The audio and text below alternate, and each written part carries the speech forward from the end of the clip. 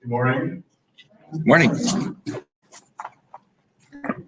Let's discuss the theme to kick things off. The theme today is training. It can be a big theme in some of your workplaces. Hopefully your employer has invested some training into your profession. And certainly you've invested your own time and resources into training yourself because you're a Toastmasters. So I'm going to call on the different roles today. I'm going to use my phone here as my notes on it. So first, I'll introduce Clovis, who's the court jester. Clovis, can you introduce your role? I have no idea. You're the court jester. Stand up now. Stand up. That's also good. Don't know dirty girls.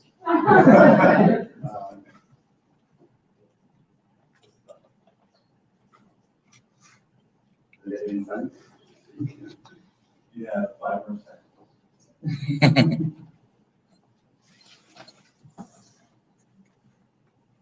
It's okay. We'll just go for today. Those are. Yeah.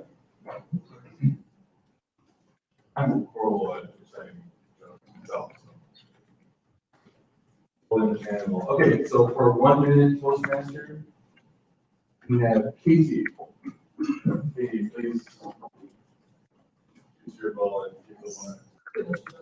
I will be speaking for 1 minute on a short topic. And as our theme is training, and I'm a software professional, I really should be speaking about my improvement in my profession and training myself to understand new software frameworks. However, with this topic, Chad has basically dangled a gigantic bunch of catnip in front of my nose. So I'll be talking about one of my first coworker alterations and how I dealt with it, because that coworker was Bird.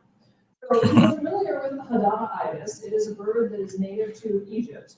And it looks a bit like iridescent dark brown Giuliani silk and sounds like a vuvuzela. We had 2 of them at the Disney enclosures. Harold and Blaine, which was very shy, but Harold was loud, boisterous, irascible, and had a tendency to go after your shoes when you went to clean. He was also known to attack washcloths, pull the hose out of the pen, and scare himself by character. However, this got in the way of our tight routine schedule, and when you have a bird as a coworker, you can't really go and have a sit-down talk with them and say, hey, so this isn't really working for me, what can we do to work this out? You kind of have to figure out, what can I do? What can I do to change the environmental situation around me? So, with Harold, what I did was we had small crane pellets that we would use for training, and I wore gigantic cargo shorts in those days with pockets full of crane parent pellets, of handling glove, and various other things. So when I went in to work with Harold, we worked out a negotiation. If he went to the church, which I would queue using one of the crane pellets, and he stayed there, then he would get a pellet every once in a while as I was hosing and cleaning and arranging the enclosure.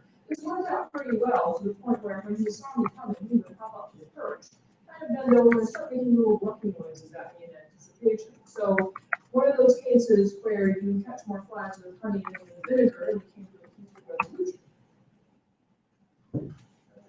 Thank you.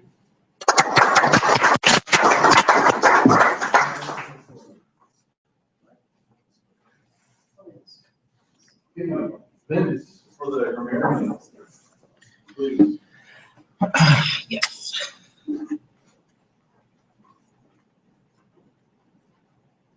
In honor of the theme today, training, I chose the word tutelage.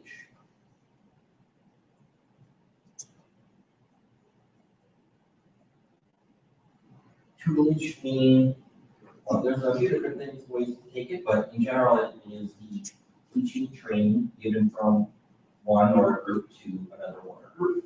So you could say that through the tutelage that we're beginning from Toastmasters officer training next week, we should be able to be very well prepared for our roles in the coming year. And not only that, but I've been paying attention for looking for odds and ends and keeping track of that. And I will also be using the Toastmasters app, because that has a grammarian and odd counter function. Thank you, Vince.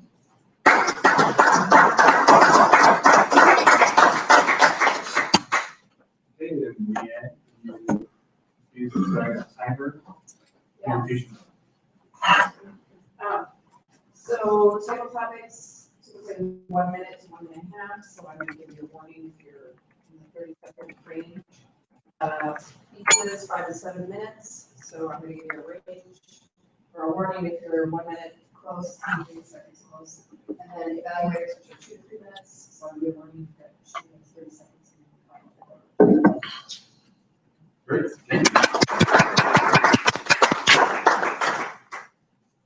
Now it's on table topics. Mike is our master today. Tinkovich. This is the gentleman here. Yes, that's the line. So Mike, can you please come to the lectern and give us some topics to talk about? Absolutely. Thank you, Chuck. Yeah. And welcome to the tabletop portion of the meeting. This is one of my favorite parts. Why? Crazy, possible, thinking about things as we're being called on to stand up and talk in conference. And I want to say, Jeff did a great job of introducing you with all the material that I sent him. I sent voluminous information. I went through and put together an entire, like, 6-page kind of profile and actually looked at my website, TechMasters.com, which everyone knows that's where you start whenever you're looking for information about my TechMasters, because everyone knows about TechMasters, right? So who doesn't know about TechMasters? Exactly. In fact, I was at a customer site and they had a SharePoint and internal site that said, you go see TechMasters, information about how to configure this. I was actually kind of surprised. But we do have a talk today on topics, and the topic today is anniversaries. And anniversaries are important because they recognize the turn of time. You might have different kinds of anniversaries, and I thought it would be fun to kind of dive through what do you think of with anniversaries, and have you ever been surprised by an anniversary that you forgot? Leah. Thank you, tabletop member. Have I ever been surprised by the anniversary? Well, I'm one of those people who I don't really care about anniversaries. I think they are important markers in your history and your life with someone or somewhere, but I don't let them rule my opinion on the situation. So, for example, in a work anniversary, if you're always working off towards that next year, you're not living in the moment and you're not experiencing the things you could be embracing in the moment. So I don't always engage with anniversaries. However, it is important tutelage to learn acknowledge what you've learned over the year period. So with that, I'll hand it over to you. Thank you, Leah. It's nice to hear that maybe anniversaries don't matter so much. Of course, my wife is different. Drew, have you ever had an anniversary or some anniversary that comes to mind as being especially memorable? Of some sort, any sort? Very nice answer. Yeah. Think of the tutelage of what. I think it was clear about this master. I suppose that my high school reunion was somewhat memorable. I got to meet a lot of people, grew up with a lot of people, and meet their spouses that I hadn't seen in a decade and probably hadn't interacted with in the same time. No teacher showed up, but we did spend some amount of time in every conversation reflecting on the tutelage we received from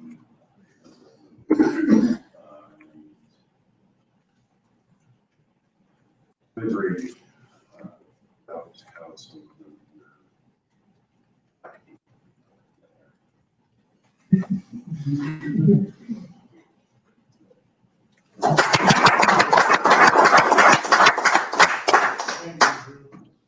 That's an interesting point about past reunions. I was at a funeral last week for my aunt Mary, who passed away in February, so they had a memorial service. And at the town where I grew up, we went to the old stone church, and then turned out after the service, we went down to the basement, and there was my high school calculus teacher who was serving up the coffee and the lunch, and I said, Mr. Hartford, I said, did I ever, and what was funny was that, well, he was my calculus teacher, he's also my dad's calculus teacher at the same high school, and my nephew's had him, and still have him, because he still substitute teaches, whatever. Tyler, you're an academic historian.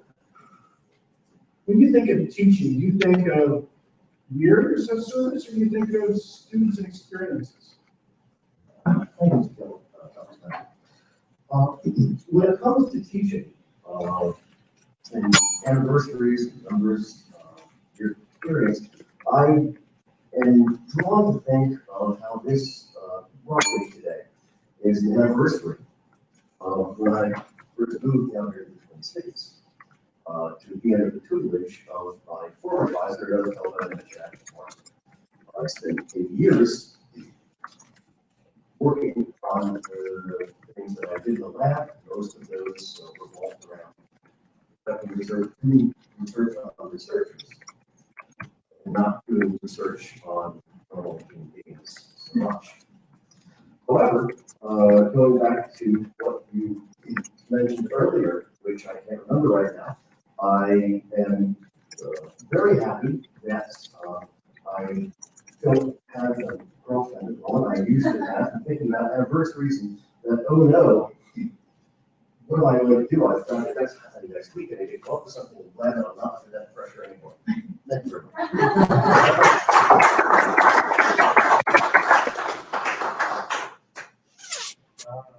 Single again. Now, if I was to think about being single and all of the things that I did, maybe not. But maybe what I would think about is the goals you have in life, and you think about just the kind of like years of service. Yeah. This one was really kind of coming up on an anniversary of 7 years from the concept of starting to put it together. It was in August of 2009 that we started talking about TechMasters. 7 years, where does time fly?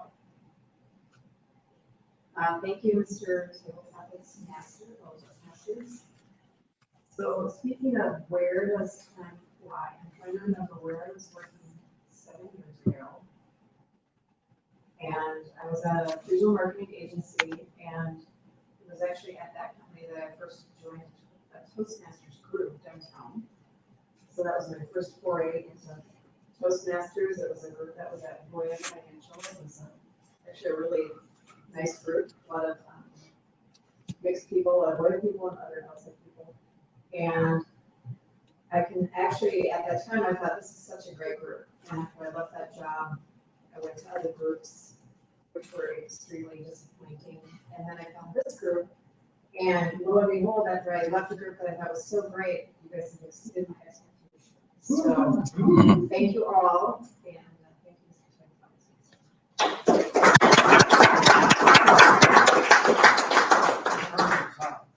But we can have 2 more minutes, and we do have 2 more questions, maybe 3.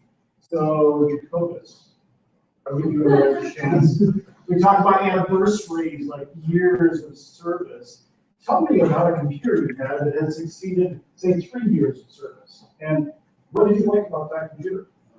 Most important, most expensive computer is diamond, why we talk about this stuff working, it's very good.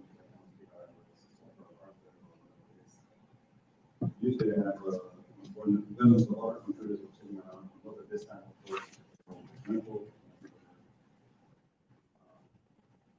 It makes me realize how vulnerable we are in hardware and software.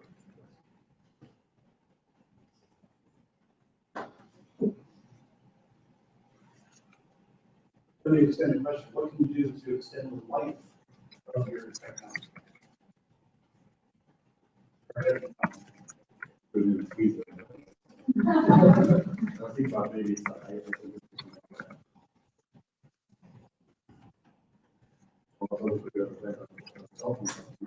more reliable.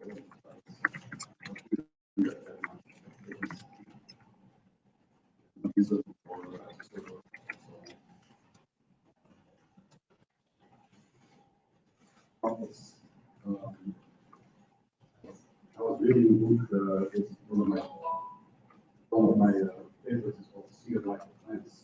And the problem is, plants are the nervous system that react to new emotions, totally that takes long. But I recently found out that we also for computers, non-animal objects, and also is a part of the thing, part of the belief, and I don't know the theory behind it that's working. I will start talking to computers and ask for whatever help. That's weird. I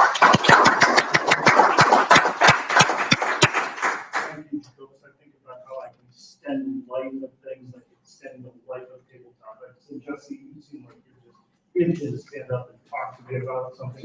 I'm looking for some help here. I have an anniversary next week that somehow I went and planned travel, so I'm gonna be out in Seattle for that anniversary with said other significant other, and she maybe isn't exactly thrilled with someone.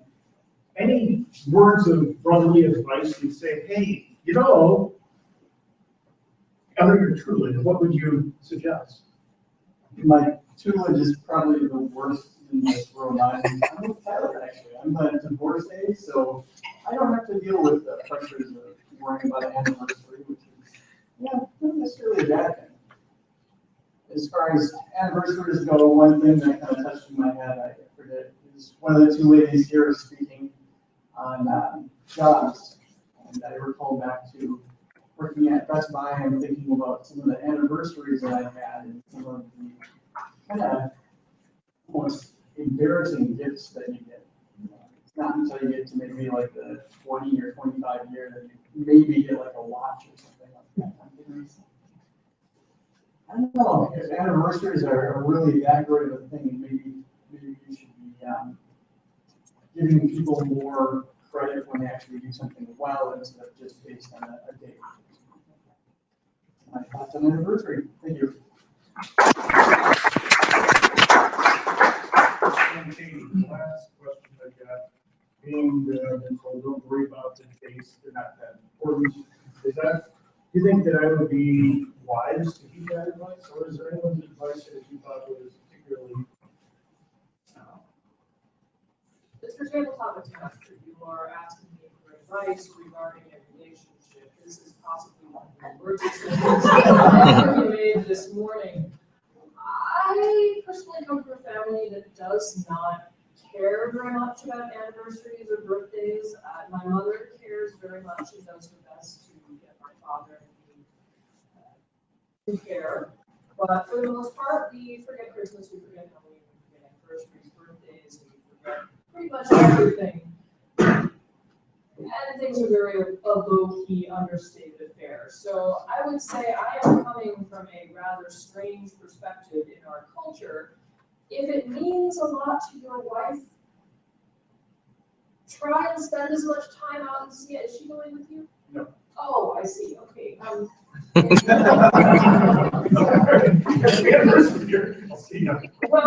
you know, I would say in today's hyper-connected sharing economy, there are things you could do. There is Amazon Prime to send flowers. There is Skype to give her a call on a special day. You could be proactive and get a card mailed to the house now so it arrives at the proper time. And possibly, I don't know, there's some sort of scavenger hunt around the house so she can find that while you are not there. First. Yes, so if those would be my suggestions off the top of my head. I strongly counsel you to talk to someone who's enjoyed many happy years of marriage, which would not be me.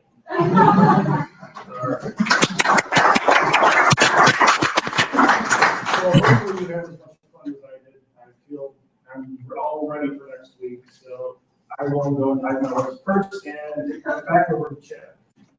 Thanks. You did it. Okay, I think you might have some talent there. Those are good ideas. It's what we use for our trip. Better luck. Fantastic, okay. So now we are going to take a 5-minute break. Thank you. And I will present this, you get official.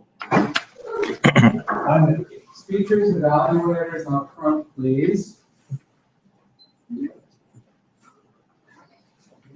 I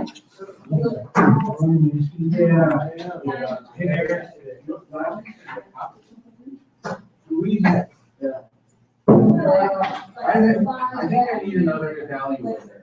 I'm looking at it. Yeah, I know. I got one. But I actually probably have a speaker. I can one evaluator. Somebody else. Yeah, Adrian's supposed to be evaluator. Who does not have a role? Tatiana, Tamir, Tyler. Tyler does not have a role.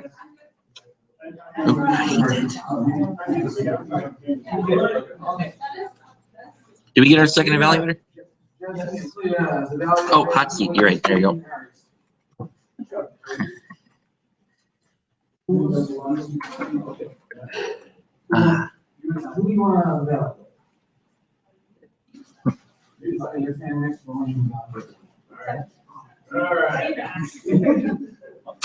All right. Is there a more preferred order?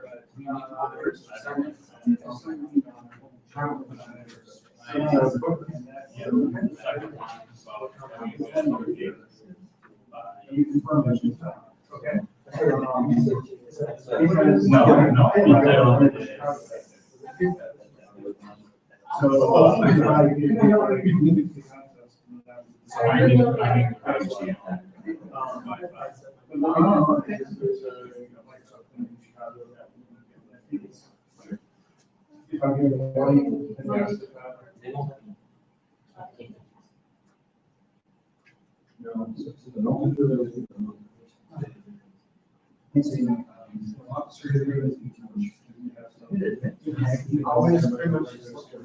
Who's the?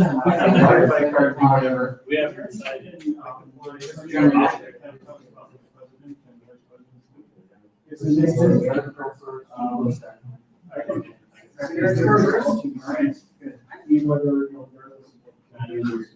Yeah, I'm gonna plug it in over here. Yeah. Oh, no big deal. Everything we have to talk about.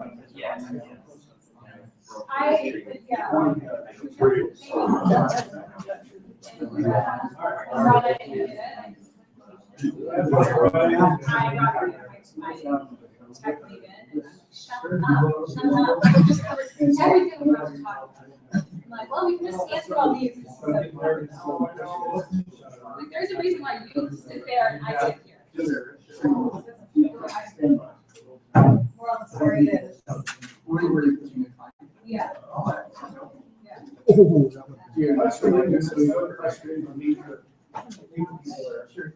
I haven't, I have a lot of experience. My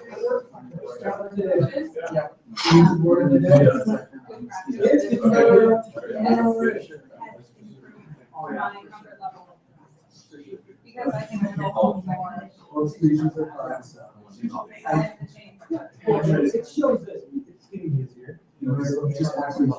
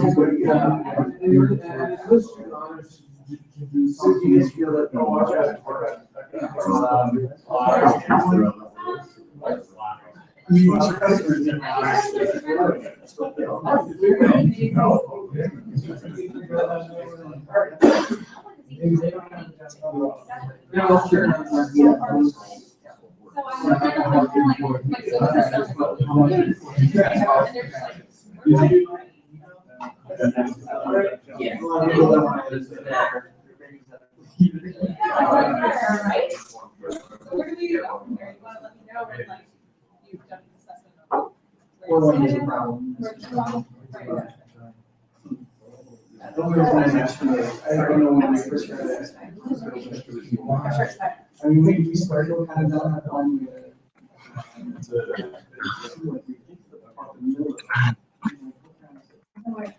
Check this one. This one, yeah, of course it is. So that's what that's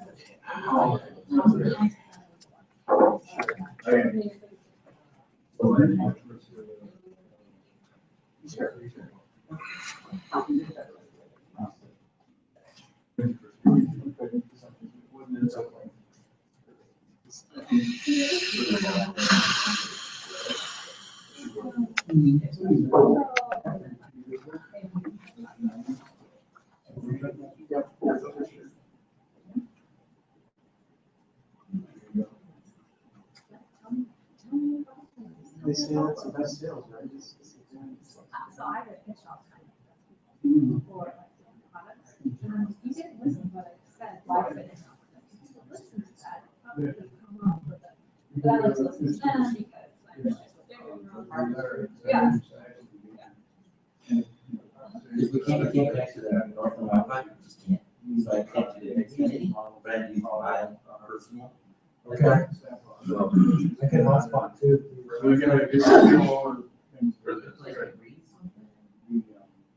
Just give me more minutes. Either with that or. So wait, are you still in Tasha?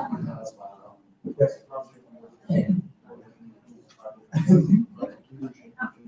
Yeah, it's in the middle of, last time we did.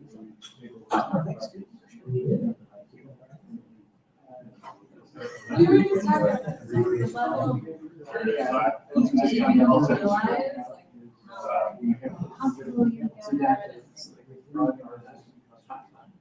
Yeah. Otherwise, it's easy. Yeah. It's crazy.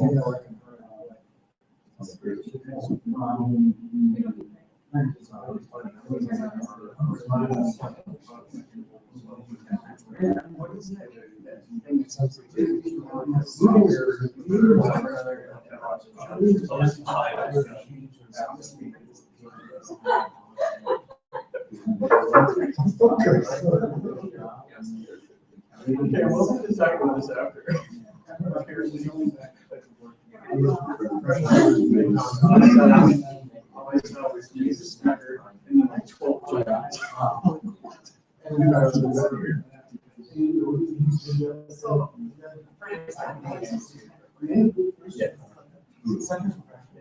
We still have those, and there's that conversation. Yeah.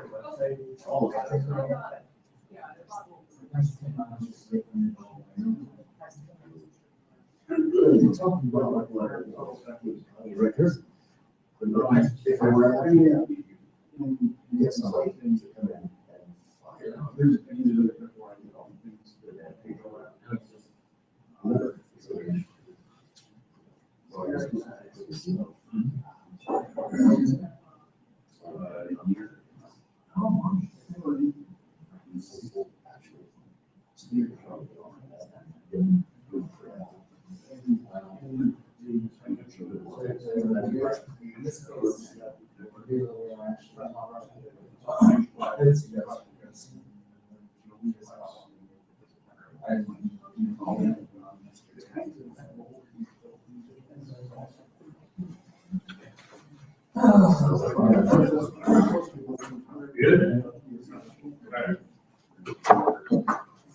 Okay, this is pretty scary. Our first speaker is Eric Wolbrecht. Eric Wolbrecht. And Eric's speech today is titled Find the Right Channel. It will be about some common misconceptions when configuring Wi-Fi networks. We have experienced that just 1 week ago. One of the reasons that Eric joined TechMasters is to become a better trainer. He often finds that it's necessary to give customers enough knowledge of the technology so that they can make educated purchases, but not to overwhelm them so they go to sleep. Let's welcome Eric and take it his tutelage. Eric.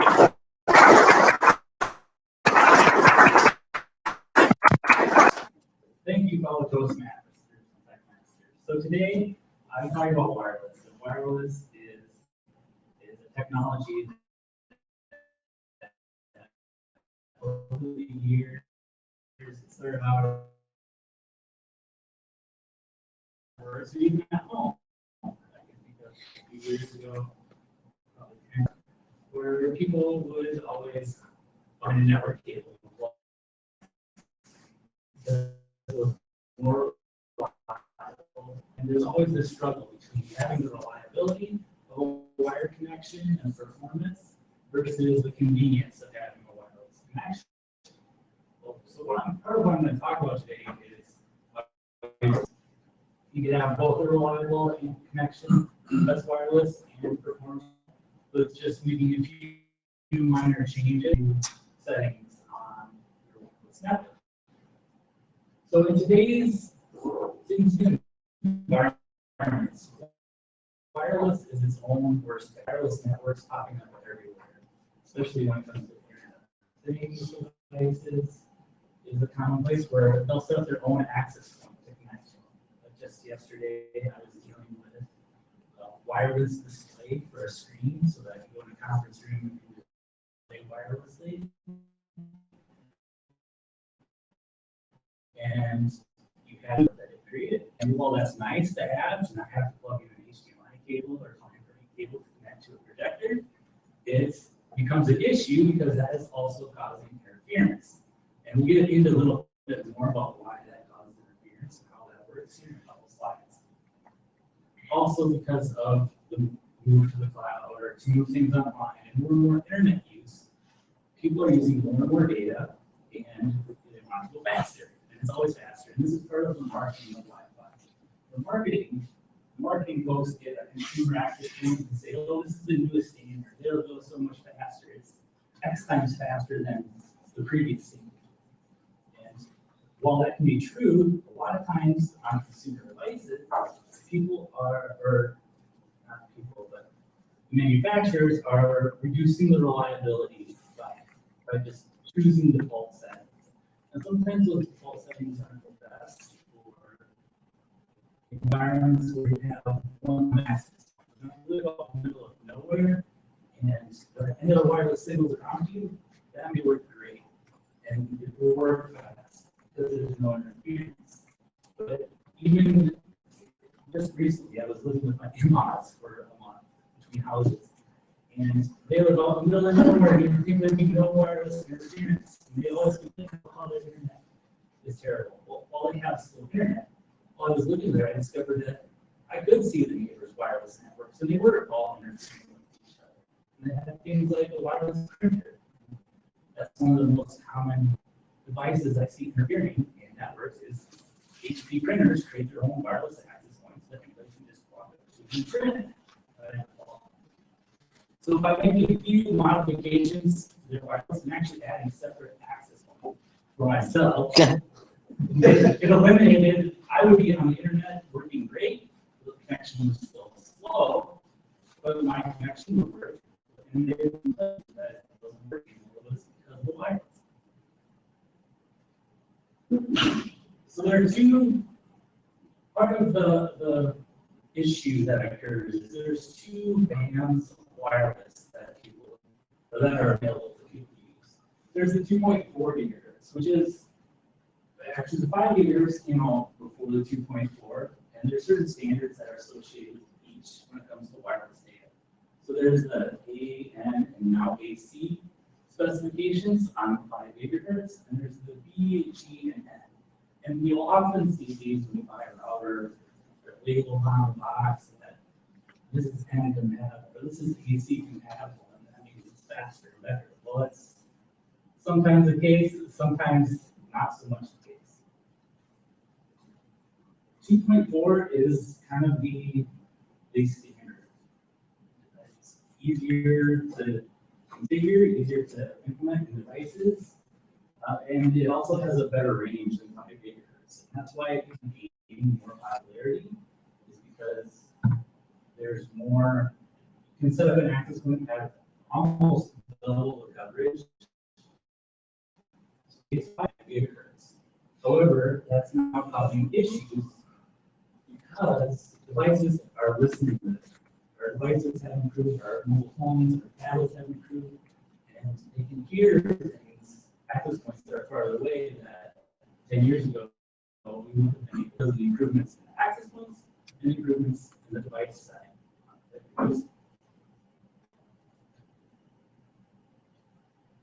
And that's where we're going to get into the channels. So each of the spectrums has a set of channels. And when we go into the newer standards, such as the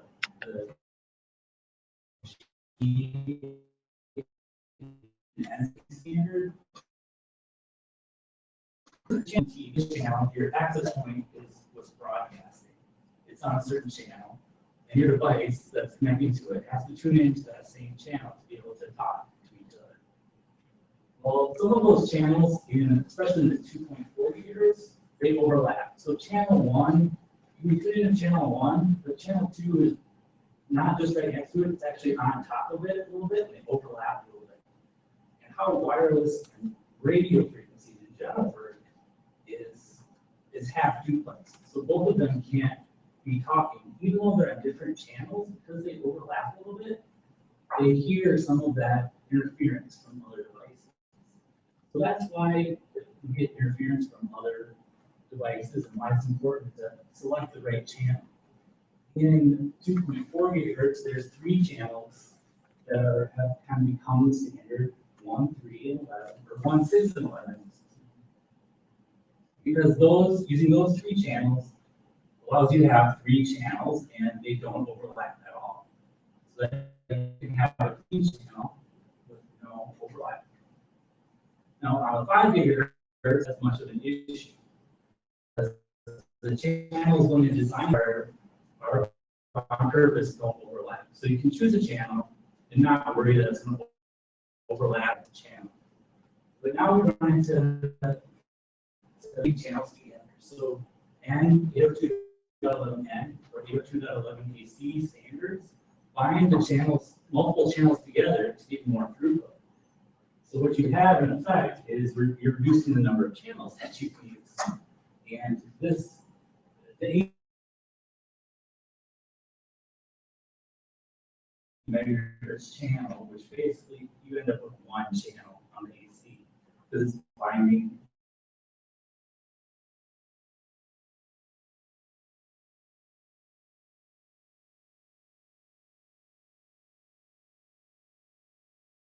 Look at down the road. Now, to mitigate this or to kind of see if you have issues with this, I've listed a couple of tools here. One is called Insider. It's from Metageek. It's a paid-for app. It's pretty inexpensive, but it shows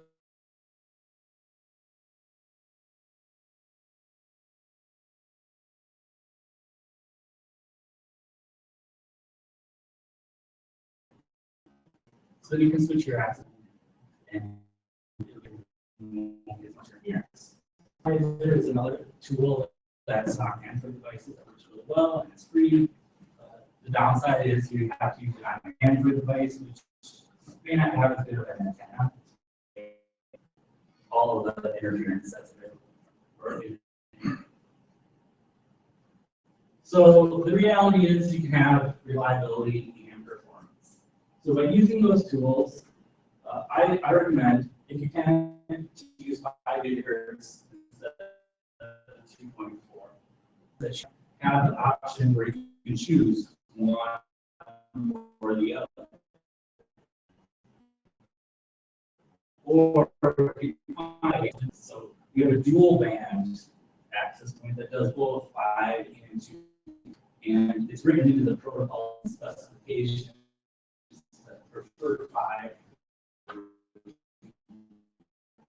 So, and there's also a 5, so there's no channel overlap. So you can choose a channel and you're less likely to get interference. Of course, the drawback that I mentioned earlier is you don't have the coverage, as good coverage. A lot of access points let you choose small channels.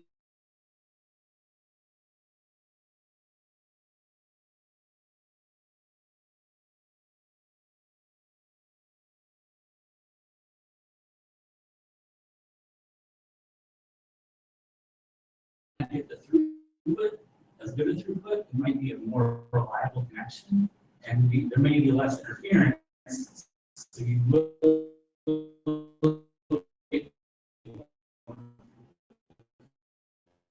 you choose auto selection, that is somewhat flawed because, and depending on how often they do that, it can really be a flawed system because it's not just about the number of other access points that it sees, or another amount of people on the channel, it's about how much data is going through the air. So somebody, channel 1 might have 6 devices on it, but nobody's talking, so it'll work well. But if you have somebody on channel 6 that's streaming YouTube or streaming music, that channel is going to be really busy, even though there's one access point on it. So there are other tools to do that. I tend to leave, they also don't, the access points do a good job of always selecting a channel that's not overlapping. So they will choose any of the 11 channels times of 2.4 gigahertz, which doesn't work out. And dual band, which I already talked about. So this is a big part. Wi-Fi is becoming more and more part of our lives. And this is Maslow's hierarchy of needs. And as you can see down here on the bottom, Wi-Fi is very important. Soon we won't be able to do without it. So I hope that helps you understand more about Wi-Fi. If you have more questions, feel free to talk to me. It's something that's a passion of mine, and I'm willing to be, I use for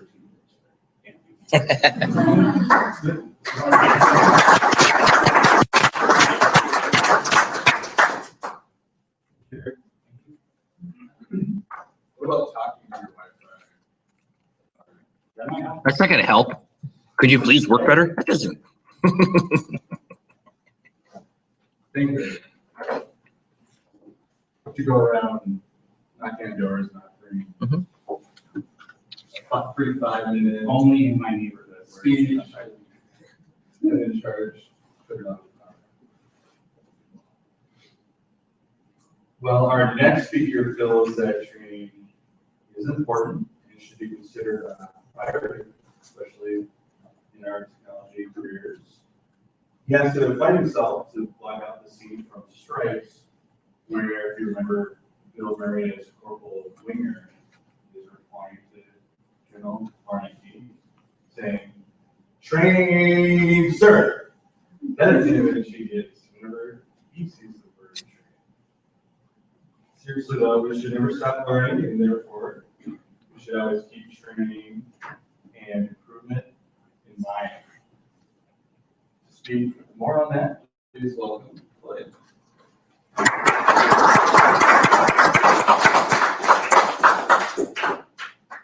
Thank you, Chad, for that introduction. Here. Today I'm going to talk to you about this guy, or gal, actually. We've had so many of these things at my house that I've decided to study my enemy. Where did it start to?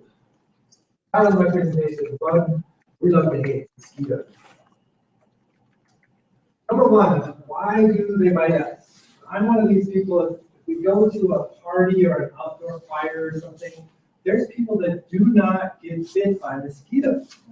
But I always get bit. Why do I get bit? It turns out they're not actually feeding on you like a vampire. They need the blood to produce their eggs and reproduce. They actually eat plant nectar and things of that sort. They need the blood to produce those eggs. That's a mosquito laying eggs on water. You ever see that? Jump up. Once they do bite you, why does it itch so bad? This is a tablet of a prescription drug called Coumadin. And Coumadin is a blood thinner. Is anyone familiar with this? People with heart conditions take Coumadin, warfarin, and so that their blood doesn't clot and cause a heart attack. Mosquitoes have a similar compound in their saliva. So when they bite you, this saliva goes into that wound, so to speak, and keeps the blood from clotting up so that it's easier for them to drink. In addition, they have an anesthetic. or at least there's research that says they have an anesthetic. You ever seen someone with a mosquito right on their forehead and you're talking to them at a party, and that mosquito is just getting bigger and bigger, and they have no idea the thing's there? It turns out this anesthetic keeps the host, person being bit, from detecting that. Now, again, I'm one of these people, when they bite me, back of my arm, back of my leg, I know right away, there's no anesthetic effect with myself. Once you do get bit, then your body senses those intruders and says, hey, we need to take care of this invader. It sends histamines, the capillaries all swell up, that's why it starts to itch. Your body's fighting the actual saliva of the mosquito, not necessarily the bite or the venom. Why do they always bite me on my ankles? Does anyone else get bit on the ankles? Isn't this the worst mosquito bite in the world? It's because of capillaries. The mosquitoes are looking for obviously the best place to feed. The capillaries under your skin, at your ankles, is one of the spots where there's the least amount of skin for them to go through to get to the capillary. These little guys have antennas, and they can tell where those blood vessels are, like a robin in your yard. You ever seen a robin walking through your yard looking? Yes, they can actually hear earthworms moving. They'll look around, hop around, and then bam, they go down to the ground and pull out a worm.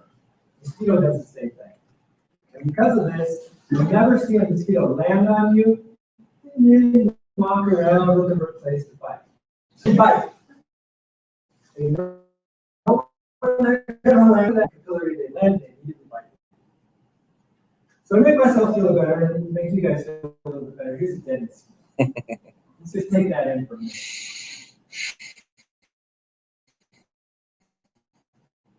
Completely black rooms with one mosquito moving around the room, and this little guy can find me and bite me on the back of my ears. From within 50 meters, which is about half a city block, they can detect that animals and humans, a block away they can go, hey,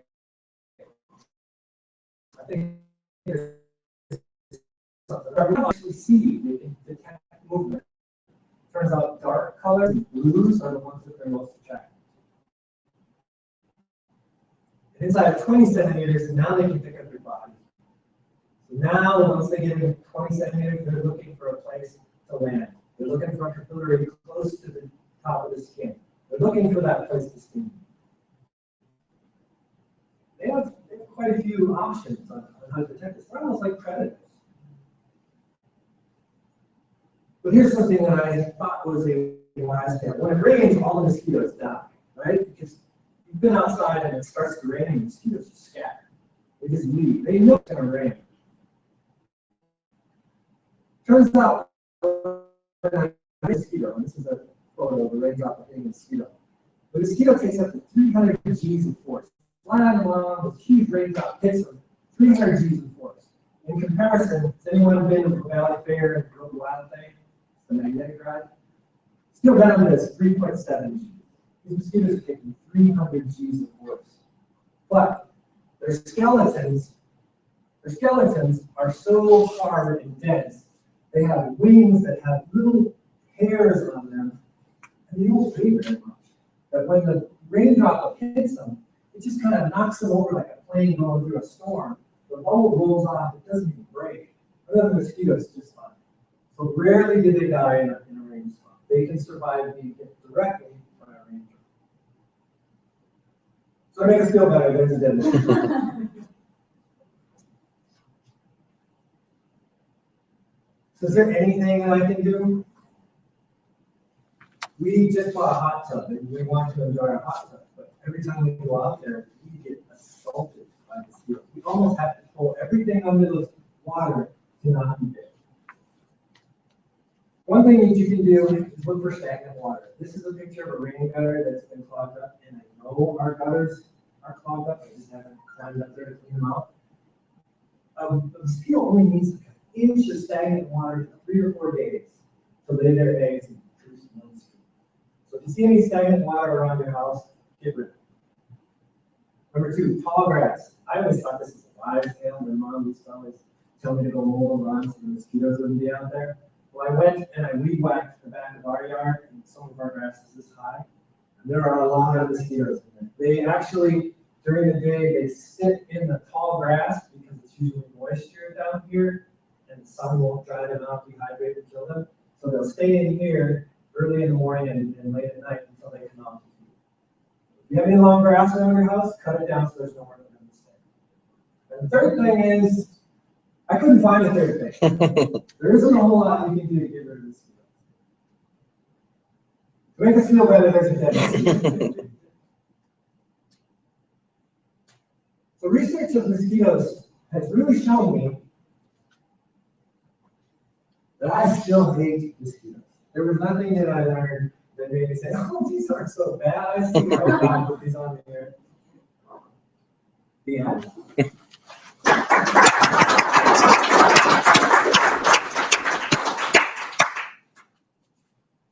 Thank you, William. Good topic for those that live in the state. Next, we are going to. Continue looking at a dead mosquito, apparently. Sorry.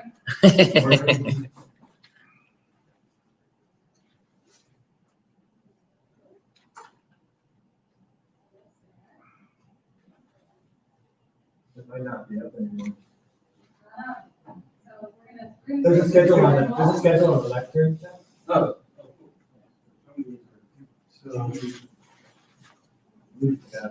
So I go to, okay. All right, I'm gonna introduce the general evaluator. And with that is Tony. Tony, can you please come up and lead the evaluation?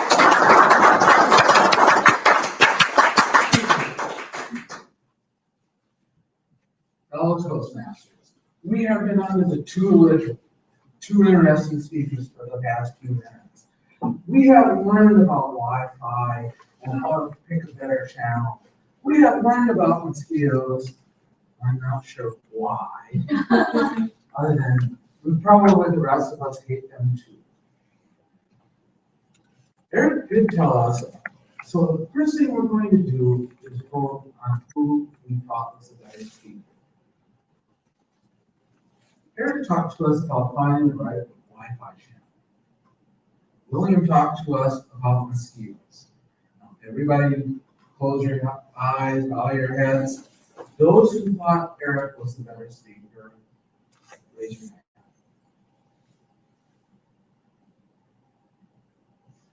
Those who thought William was the better speaker.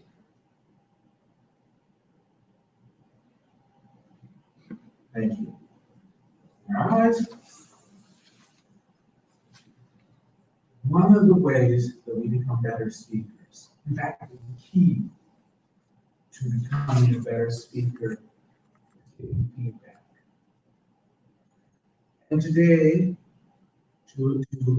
we have two excellent evaluators, and to evaluate Eric, Jesse. Jesse, would you evaluate Eric, please? This is one of the speeches from the books, Organizing Your Speech. So it's based around the opening, body, and conclusion. So from the opening standpoint, you started with the origins, and it flowed really nicely into the body of the speech. And the body, you're very informative, you're personal. You brought it to your, personal level. But then on the conclusion, it seemed, a bit abrupt, and I know it's hard with, like 5 minutes and stuff like that. And then there's a little bit of a concern for, using the word of the day, and obviously you're not going to have that when you're giving speeches out in the real world, not people worrying about ringing the bell. I'm going to start with some of the points on things to work on, and then I'm going to flow into some things that I thought were really great. Some of the bullet points on the slides were a bit small, really minor, but worth mentioning anyways. On the frequency slide, you started at the bottom instead of the top. I've done that as well, but if you know this ahead of time, just maybe put it at the top and then on the bottom, just because that's what people read. Again, very minor. On the fade-in for the channel slide, it looked like you were really concerned about it fading in. And even if you didn't know it, I mean, this is a really hard thing, especially for people like myself included. If there's something that goes wrong, just run with it and just kind of make it look like you find it, I guess.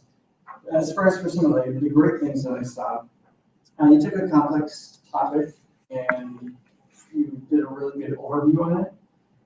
You personalized the story with your connecting to the projector.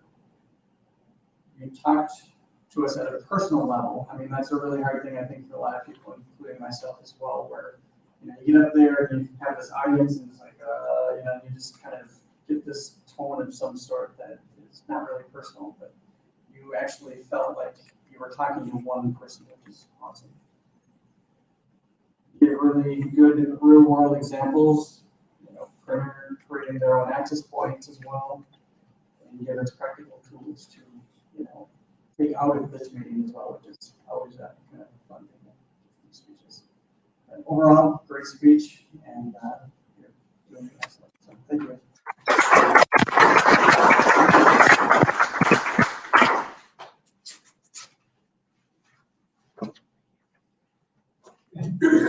Thank you, Jesse. And now to evaluate William in your career.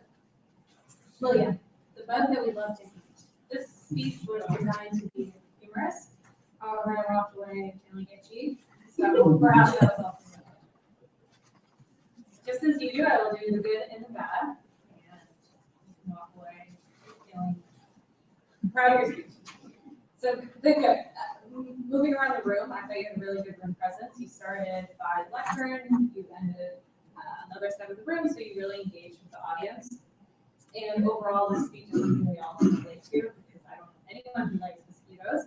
They are vicious, and like you mentioned, they don't die. I like the facts around how mosquitoes function. That's information that we don't really inherently know, but we all know the result of interacting with mosquitoes. The slides made me cringe, and I think that was your point. Seeing the mosquitoes up close, the bugs with the eggs, I mean, I don't want to think about that. And you did get a reaction from the crowd, which again was your intention. There was a lot of laughing, there's a lot of cringing. I could feel the energy in a positive way of what you're talking about. To improve, I didn't see any intro. You and I spoke before the meeting, and you told me why you're talking about this. I think that would have been really nice as context for us. Why do you care about mosquitoes? Is this a passion of yours? Are you going into a new field? Tell us why you were talking about mosquitoes. And again, the conclusion was not there, it was very abrupt. Maybe tying in the story of a hot tub in the beginning and then bringing it back would have been a nice full circle. You ran a little long. I saw Leanne flagging you, so just be conscious of time. And one final thing, two final things. I really liked the slide on how to find us. I thought that was a really powerful way to use your images, and definitely helped us understand mosquitoes methods better. Overall, great job. Work on the beginning and end, and you'll be a mosquito speaking pro.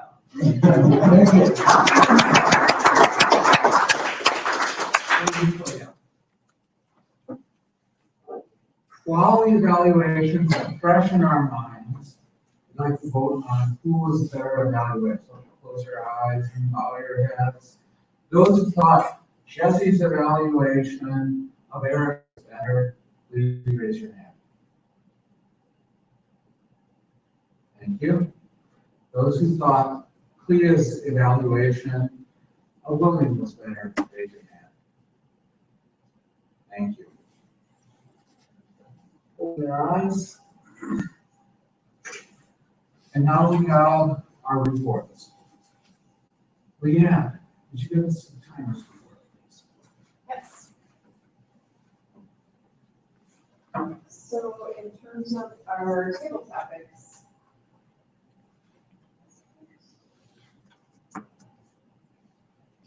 so Katie, I missed timing on you, so my bad. Clea had 50 seconds, Drew had 53 seconds, Tyler 1 minute 10 seconds, Leanne was 59 seconds, Jacobus 1 minute 45 seconds, Jesse, 58 seconds, and Katie, 1 minute, 43 seconds. Sorry, I think it was part of what time needs to be. Oh, the one that was next to you? Yes, sorry. I didn't time it. In terms of our speakers, so Eric, 12 minutes, 11 seconds. So I would just work on practicing timing again. William, 7 minutes, 33 seconds. Evaluators, Jesse was 2 minutes, 30 seconds. Ikea was 2 minutes, 12 seconds. In terms of our meeting, we would start at, I think, almost 10 to 8. So just a reminder for people running the meeting to, anyway, it's a tech issue, so that's perfect. Thanks. Okay, thank you.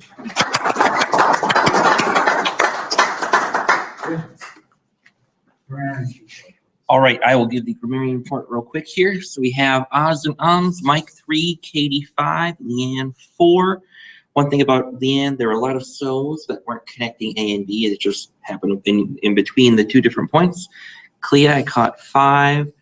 Drew, I didn't find very many, but I did find this strange thing where you would start saying I frequently, and it was I. I thought that was really, really awkward. And Jesse caught me on a similar one where he said and very funnily, and I rang him. I didn't mean to, but I did get you on that one. I did not count it, but I did ding you. Jesse, I got 12. Another very common one for you was you said that a lot. And for Tyler, I caught 5. Will, just a 1. And for Eric, I forgot to count because I was really interested in your speech and I was paying attention to what I might do at home or something. So I apologize for that. I think you did a pretty good job. And for Tony, I didn't catch any. Word of the day for sure, Tony, Drew, Clea, and Mike. Thank you. Thank you. Oh, and as far as word picture of the day, I didn't see anything particularly good. I am open to suggestions. All right, then, without.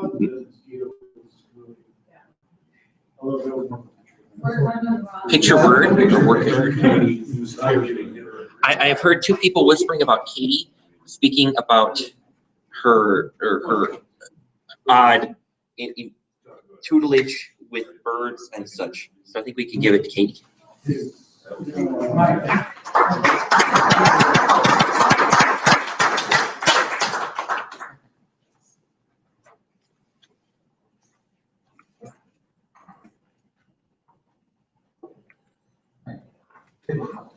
Thank you.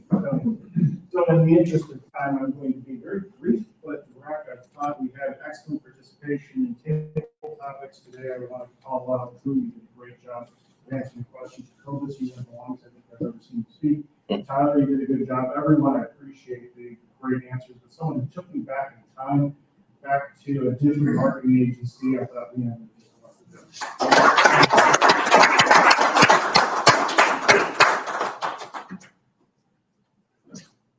I think we had 2 really decent sized slides. I didn't see any standouts, so I'm going to skip the visual awards. And now for the moment that we've been waiting for. And announce first, drum roll, please.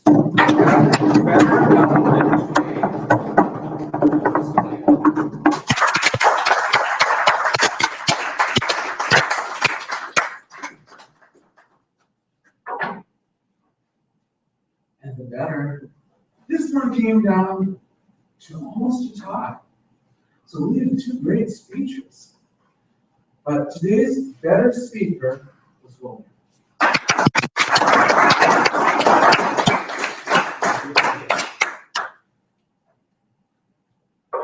This is the moment when the general evaluator gets to have a couple comments. My main comments are keep an eye on the time.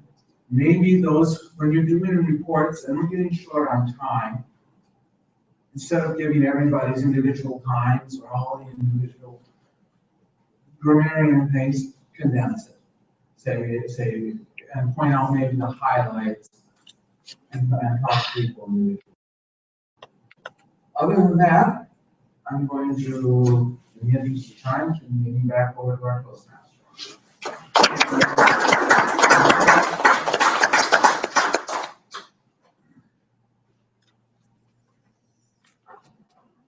All right, Spark Plug Award. Is it this? Yeah. those two sons was a big spark in our meeting. And that's really tough, you know, a lot of leadership decisions, but Katie.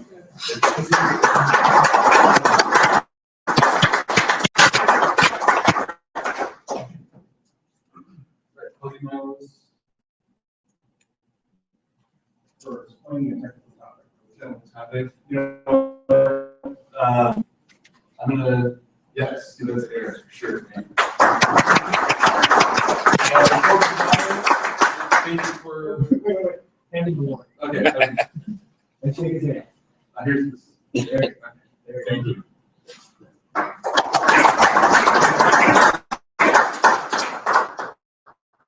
Thank you for letting me get a Toastmaster today. Appreciate it.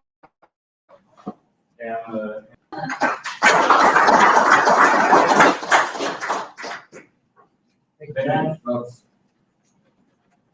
All right, any new business? Any business? Any announcements? Anyone have any announcements?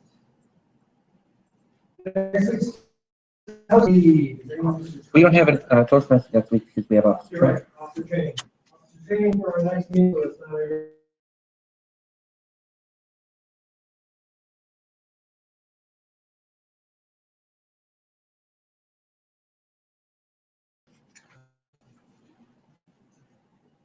If you can't find the time to do it right the first time, when are you gonna find time to do it over?